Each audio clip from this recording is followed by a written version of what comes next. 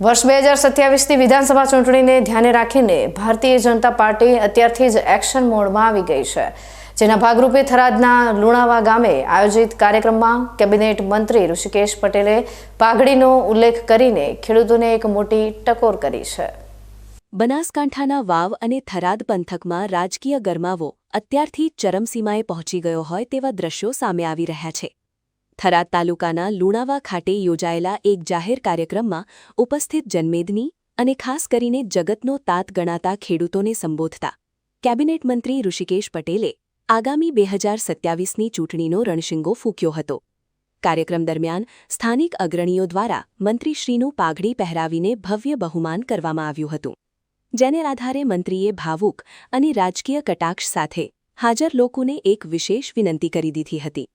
તેમણે મંચ પરથી ખુલ્લેઆમ જણાવ્યું હતું કે તમે જે આ પાઘડી મને પહેરાવીને મારું સન્માન કર્યું છે, તેની લાજ હવે 2027ની ચૂંટણીમાં તમારે જ રાખવાની છે। મંત્રીએ મતદારોને જાગૃત કરતા અને ટકોર કરતા એમ પણ ઉમેર્યું કે હવે 2027નું વર્ષ બહુ દૂર નથી, તેથી ધ્યાન રાખજો કે આ પાઘડીની આબરૂ પર કોઈ દાગ ન લાગે અને ભાજપનો ભગવો લહેરાતો રહે। ચૂંટણીના આડે હજુ સમય બાકી છે, છતાં ભાજપના વરિષ્ઠ નેતા દ્વારા વાવ થરાદ બેલ્ટમાં આ પ્રકારે પાઘડીની લાજ રાખવાનું કહીને મતદારોને રીઝવવાનો અને રાજકીય પકડ મજબૂત કરવાનો આ સીધો પ્રયાસ લોકચર્ચાનો વિષય બન્યો છે। આપણા દેશનો રૂપિયો બહારના દેશો ખેંચી ના જાય એની ચિંતા કરવાનો વિષય નરેન્દ્રભાઈ જ્યારે કહી રહ્યા છે ત્યારે આપણું પણ ક્યાંક ને ક્યાંક નાનું મોટું યોગદાન ચોક્કસ હોવું જોઈએ।